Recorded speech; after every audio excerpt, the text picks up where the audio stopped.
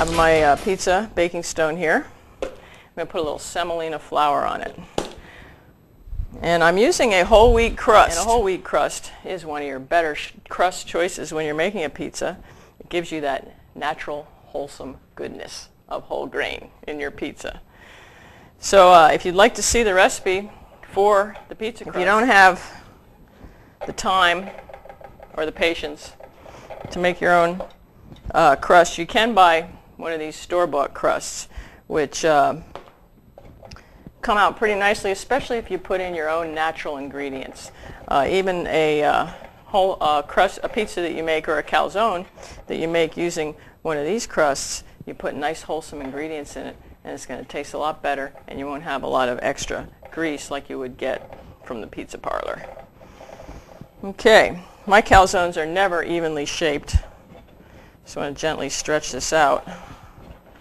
You'll find that a pizza crust made with whole grain flours has a lot more hearty flavor and a nice earthy texture. Alright, I'll sprinkle that lightly with some, I'm going to use an Italian seasoning mix in this case. You could use fresh herbs if you want, but I think I'll just use a little bit of Italian seasoning mix on this one. It's a little quicker. I don't want more than that though. Don't be afraid to add extra seasonings. A lot of people think that they have to be careful with their seasonings. Rarely do you have too much seasonings. I'm going to go ahead and put a little bit of garlic right on here as well, just 1 clove. And then we're going to go ahead and use some mozzarella.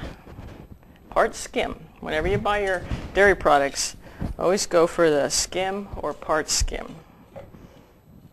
When you do that, and a lot of times when they make reduced fat food, they take out all the fat and they add in a whole lot of sugar.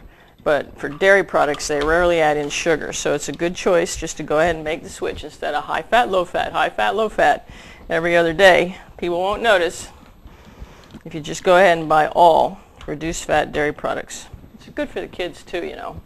It establishes some good eating choices for them to carry through their life. All right. See, now we need some turkey on here. Where is my turkey anyway? Keeping it cool. Keeping cool. All right, so I'm going to make like julienne strips here. So we'll put the strips in here with the smaller pieces that were leftovers from our turkey pickings. This is dark meat. We'll just chop that a little finer. So Alfredo, classically means Parmesan cheese and cream. But you know, in this day and age, modern cuisine, you know, there's not a whole lot of rules. You can pretty much do anything you want. Fettuccine Alfredo is what we're all familiar with. And a lot of times when you eat out in a restaurant, you get it. It has broccoli added, maybe mushrooms.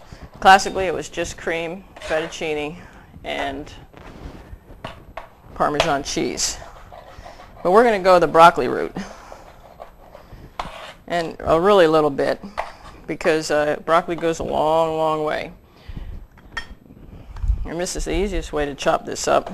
Quick as a wink. There we are. Can't get much quicker than that, can you? That on there. I want to put some mushrooms. You know, broccoli is a, I can't even say this right, cruciferous vegetable. And that means it has better disease-fighting properties. You know, you're supposed to eat between 5 and 10 fruits and vegetables a day. And they say one should be a cruciferous vegetable. Most of the cruciferous vegetables are usually in the cabbage family. Broccoli, cauliflower, kale, Brussels sprouts. So try to include your favorite cruciferous vegetable into your next meal. I just want a little bit of red pepper on here. And put that on there. I hope I can fold this up. I got a lot of stuff going on here, don't I?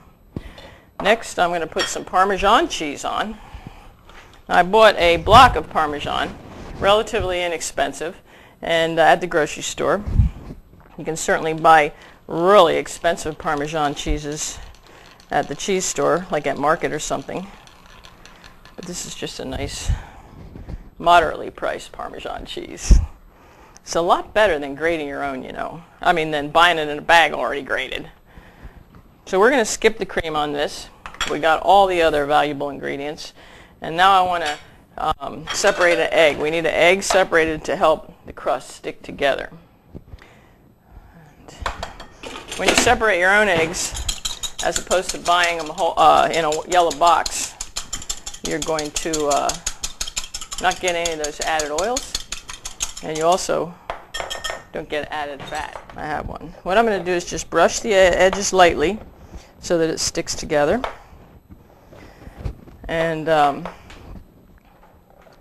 I'm going to seal this up.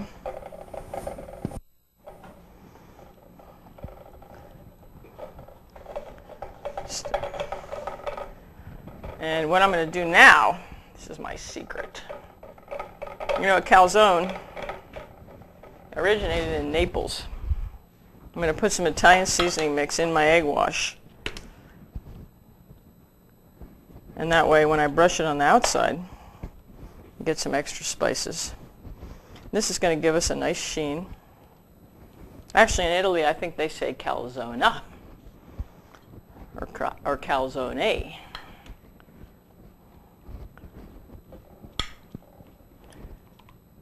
And we're going to go now for the rustic European look.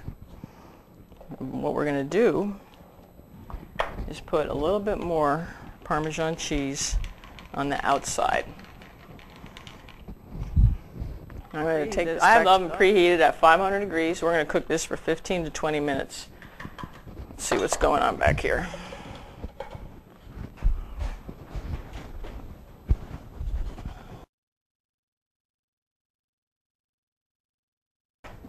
Woo-wee!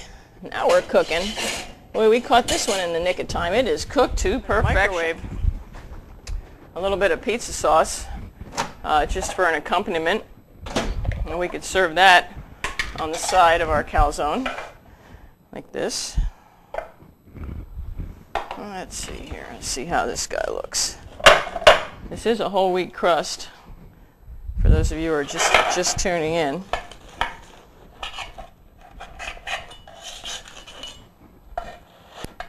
Ooh, that looks great. Mm-hmm.